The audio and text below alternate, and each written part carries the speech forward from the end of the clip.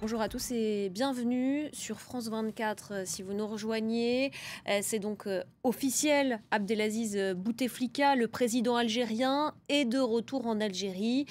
Lui qui était soigné depuis près de 2 semaines en Suisse. Son avion avait décollé en milieu d'après-midi de l'aéroport de Genève, à l'abri des regards, je vous le disais. On va tout de suite partir à Alger, retrouver Fatima Zahra Fakhani. Fatima, bonsoir. C'est un communiqué de la présidence qui a confirmé il y a peu de temps qu'Abdelaziz Bouteflika était de retour sur le sol algérien. Oui, bonsoir. Effectivement, dans un communiqué présidentiel qui vient d'être publié par l'agence nationale de presse APS, a confirmé l'arrivée du président Bouteflika. Le président Bouteflika a effectué, d'après le même communiqué, a effectivement regagné Alger à l'issue d'une visite médicale pour des contrôles médicaux périodiques, toujours d'après la présidence. Ici, à Alger, l'atmosphère est assez tendue, c'est le moins qu'on puisse dire. Beaucoup d'infos, beaucoup de rumeurs circulent. Ce qui est sûr, c'est que l'avion du président Bouteflika a atterri à l'aéroport militaire de Boufalik et un convoi a été observé sur l'autoroute Est-Ouest, probablement du président, mais l'info concernant les occupants n'est pas encore confirmée. La chaîne privée NAR a publié tout à l'heure des photos prises dites du président Bouteflika, mais vraiment les photos ne sont pas vraiment visibles pour pouvoir confirmer. Merci beaucoup pour toutes ces précisions, Fatima Zahra Fakhani, depuis Alger. Donc le président Abdelaziz Bouteflika qui est de retour en Algérie. Ça a été confirmé tout à l'heure par la présidence algérienne. Il avait décollé un petit peu plus tôt de l'aéroport de Genève en Suisse où il était soigné depuis 2 semaines. Nous sommes à présent avec Francis Guilles, chercheur affilié au Centre de Relations internationales à Barcelone, spécialiste du Maghreb. Francis Guilles, bonsoir. Merci beaucoup d'être avec nous sur France 24. Le retour en Algérie d'Abdelaziz Bouteflika est donc confirmé. Alors, on ne sait pas dans quel état est le président algérien. Il n'avait plus le choix. Il devait revenir s'il souhaitait que sa candidature pour la présidentielle du 18 avril prochain soit validée. Écoutez, ça, très franchement, je ne sais pas, sans doute. Mais je pense que ce qui est important, c'est de voir un peu 2 ou 3 choses qui se sont passées à Alger aujourd'hui. Tout d'abord, il y a un éditorial du journal de l'armée, El Jaish, qui est extrêmement important et qui dit « Le peuple, l'armée sera toujours avec le peuple ». Or, ça a une très grande signification. Ça veut dire que collectivement, c'est le point de vue de beaucoup de membres supérieurs de l'armée algérienne. Ça, c'est la première chose. C'est très intéressant de voir que le chef d'état-major, M. Gaïd Salah, le général Gaïd Salah, s'est empressé d'emboîter le pas à l'éditorial du Jaish, ce qui était le contraste de ce qu'il disait il y a quelques jours, puisqu'il menaçait les Algériens. Deuxièmement, la grève. La grève qui a été décrétée a été suivie de façon partielle à Alger, pas du tout à Oran, plus à Annaba. Mais là, historiquement, il faut bien comprendre que les Algériens savent qu'une grève illimitée, surtout de plusieurs jours, est un risque de provocation. Parce qu'il faut se souvenir de la Casbah en 1957. La grève décrétée à ce moment-là par les nationalistes algériens avait permis aux autorités françaises d'imposer le général Massu à la tête de ce qui allait devenir la bataille d'Alger, de forcer les magasins à réouvrir. Et donc, les risques de provocation sont énormes.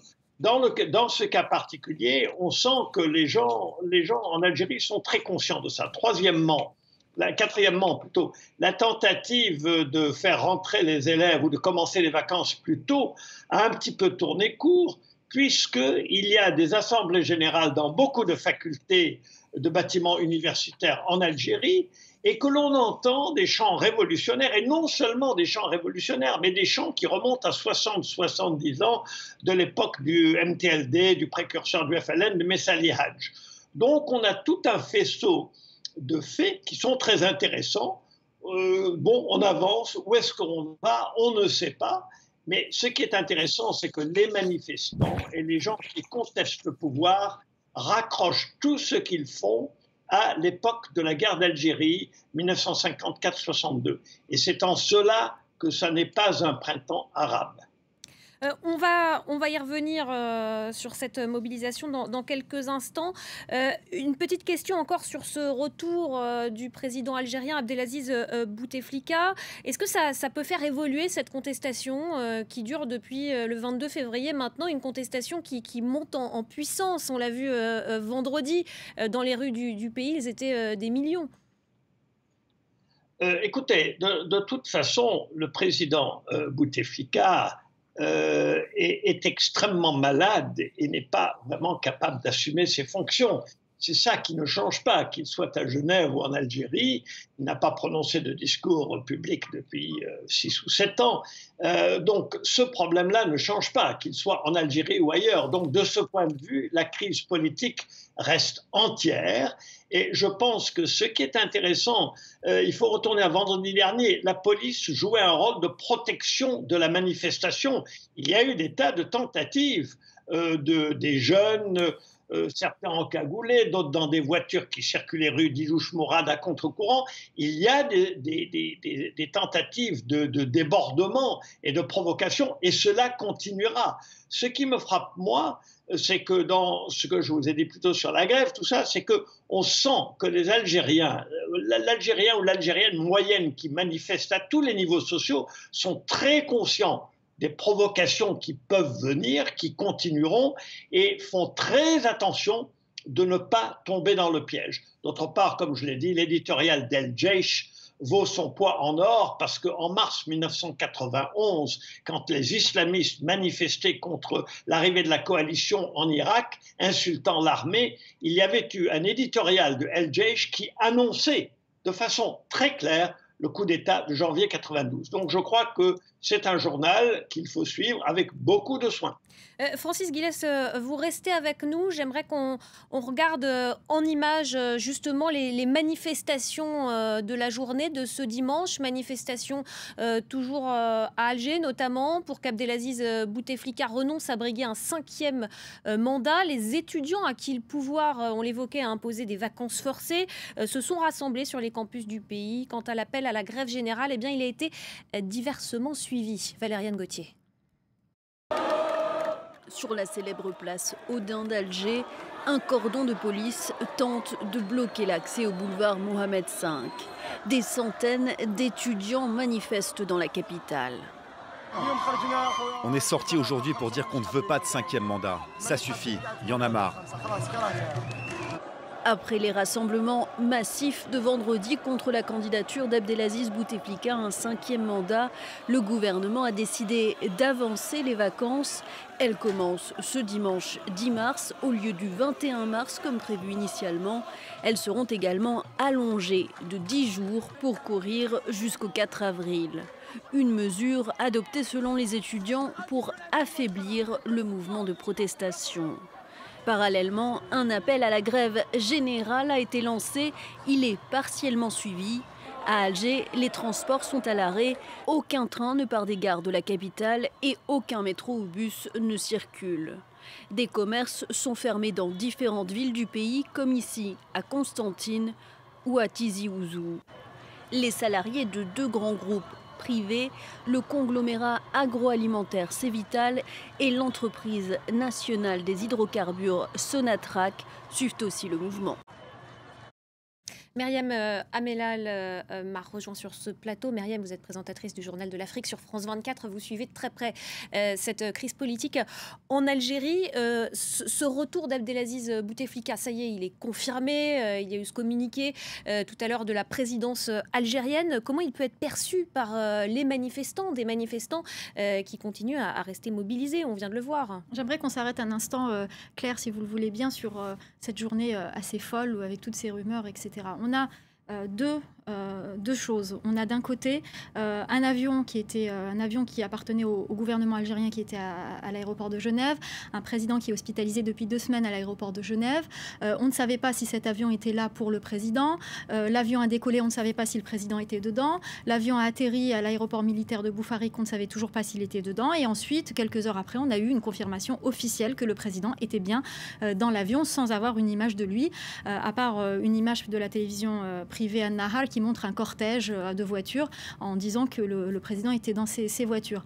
Et d'un autre côté, on a une population qui est dans la rue depuis 3 semaines, qui communique sur les réseaux sociaux, qui envoie des vidéos, des photos, qui s'organise à travers les réseaux sociaux.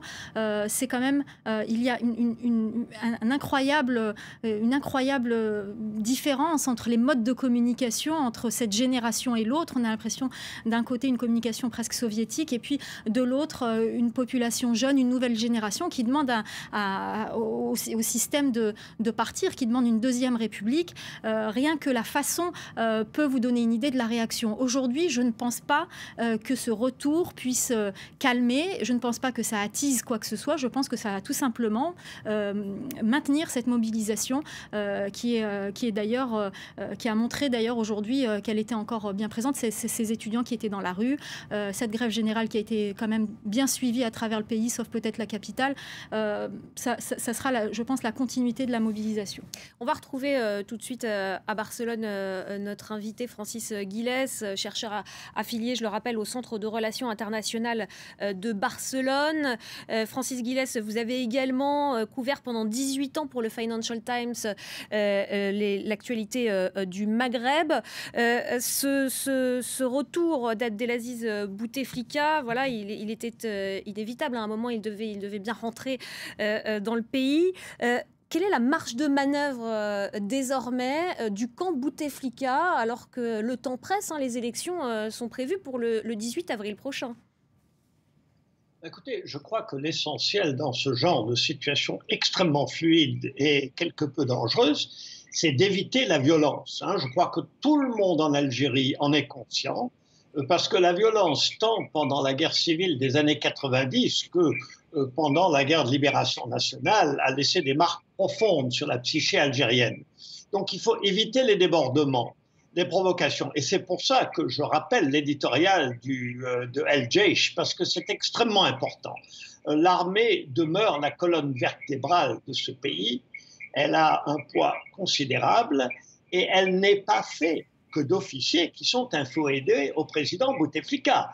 Il faut remarquer que le général Ahmed Gaïd Salah a été nommé en 2005 et qu'il est passé par-dessus la tête de nombreux officiers plus qualifiés que lui et plus anciens que lui. Il faut aussi rappeler que quelle que soit la corruption, notamment de Gaïd Salah et de ses enfants et de bien d'autres dans le clan Bouteflika, il y a des milliers d'officiers algériens qui sont des Bac+5, qui sont très professionnels, qui sont de grands nationalistes, qui sont des hommes intelligents et qui franchement trouvent que d'avoir tourné l'Algérie en un genre de Monty Python show, c'est pas du tout comme ça qu'ils aiment voir l'Algérie. Ils ont horreur que l'Algérie soit ridiculisée et en ceci, ils sont tout à fait d'accord avec les millions de gens qui sont dans la rue. Donc, la partie continue. Justement, quel pourrait être le rôle, l'attitude de l'armée dans les jours qui viennent?